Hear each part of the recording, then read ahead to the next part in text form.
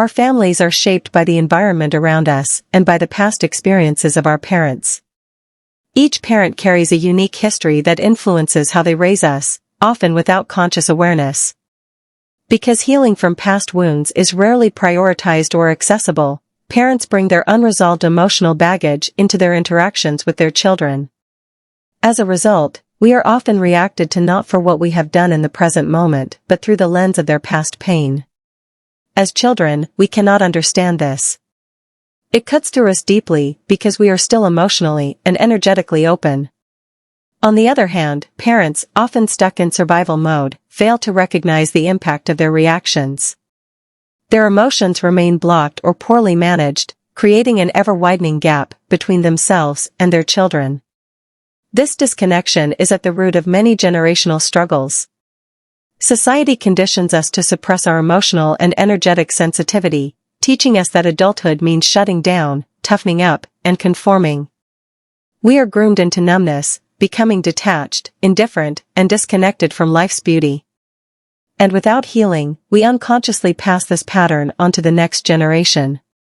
In many cultures, adulthood is reduced to complaining about the system, resenting those who have succeeded, and closing oneself off from curiosity and wonder. With no space for genuine fulfillment, people seek relief in destructive cycles, dulling the pain with alcohol, overindulgence, or mindless entertainment.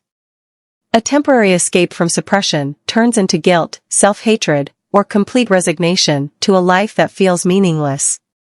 For many, the soul withers away by the time they reach their 20s or 30s. We continue existing but only chase fleeting highs, parties, distractions, anything to avoid the emptiness within. Social interactions become performative, raising our energy artificially, yet leaving us hollow afterward. True connection, warmth, and joy remain out of reach. We crave intensity because we've lost the ability to feel deeply in everyday life. But the answer isn't more stimulation, it's reclaiming our capacity to experience fulfillment in simple, quiet moments. When we are emotionally and energetically whole, we don't need constant excitement to feel alive. A gentle breeze, a heartfelt word, a peaceful morning, these become enough. Occasional excitement adds richness rather than serving as a desperate attempt to escape emptiness. To build a new vision of adulthood, we must learn from children. Instead of overwhelming them with our unresolved emotions, we can engage with them in ways that honor their boundaries, helping us rediscover our own.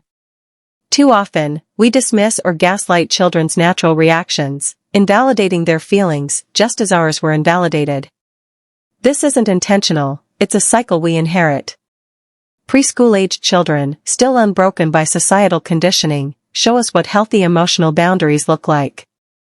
If we humble ourselves, stepping down from the rigid role of parent to meet them as fellow humans with different levels of experience, we can learn as much from them as they do from us. However, many adults remain stuck in the roles they were conditioned into, closing themselves off to the insights children offer. This is what creates the generation gap, adults emotionally frozen at the age they were first forced to suppress their authenticity. This emotional and energetic disconnection is an illness passed down through generations. But unlike in the past, we now have tools and the freedom to heal. Change happens one person at a time. A single healed individual can positively influence those around them, just as an unhealed one can spread their wounds. The cycle can be broken. And when it is, life no longer feels like something to endure, it becomes something to truly live.